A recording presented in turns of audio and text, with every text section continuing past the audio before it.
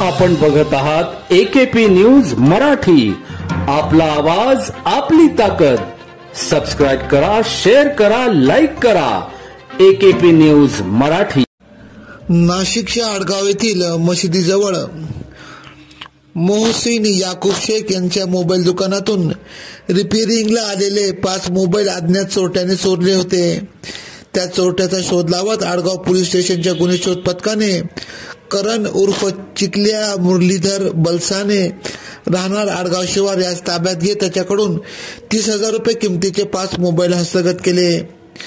वरिष्ठ पोलीस निरीक्षक सचिन खैरनार यांच्या मार्गदर्शनाखाली सदरची कामगिरी सहाय्यक पोलीस निरीक्षक निखिल बोंडे, ज्ञानेश्वर कहांडळ, देवराज सुरंजे, दादासाहेब वाघ, निलेश काटकर, सचिन बहीकर, दिनेश गुडांबे, निखिल वाघचौरे, अमोल देशमुख, वैशाली माले आदींनी केली। एकेपी न्यूज साठी ब्युरो चीफ अनवर खान पठाण, नाशिक।